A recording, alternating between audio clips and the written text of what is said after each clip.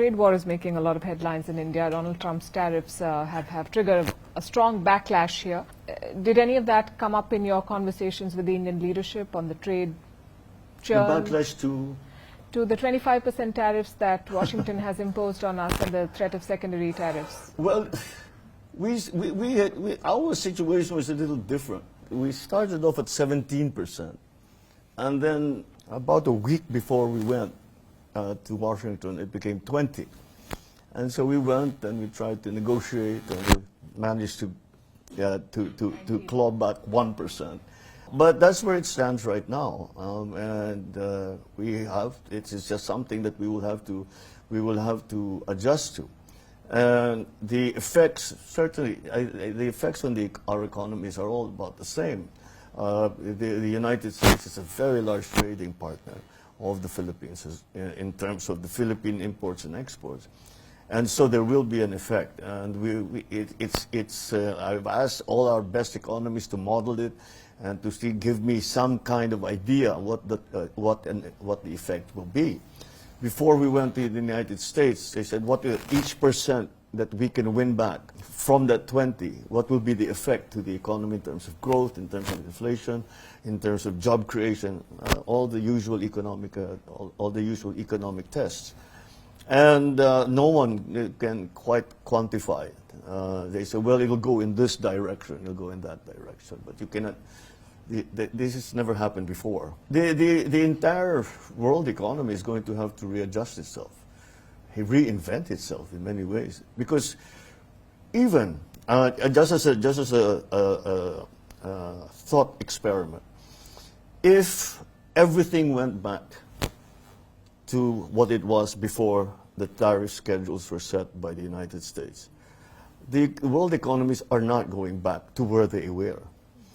We will have adjusted now to a different place. Now, where is that place?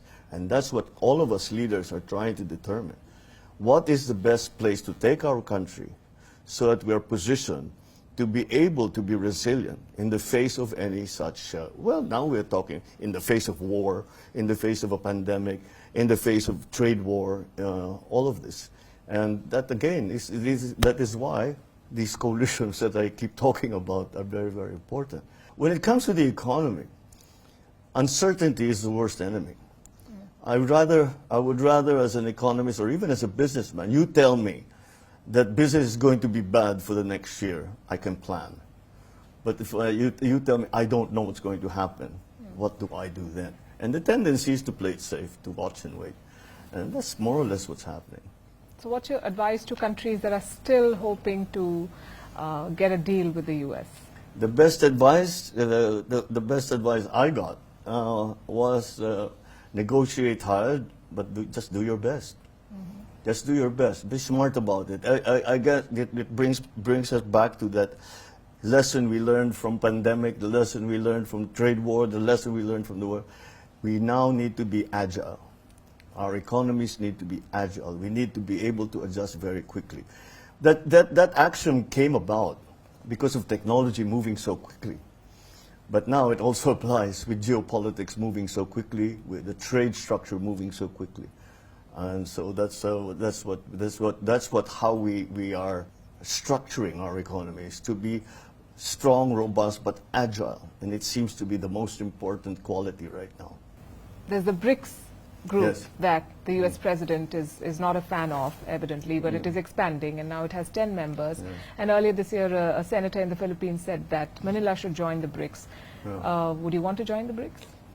I think I'd certainly be open to it. I haven't given it a lot of thought. We'd have to we'd look into it, but it provides us more options. It would help to provide more options. Maybe it's something that we don't necessarily are looking for right now, but I don't know. We've not really thought about it. We've been too concerned looking internally how to make the economy work, how to bring growth, how to create jobs and all that. So, well, it's a thought. Now that you mention it, we'll have a discussion about it.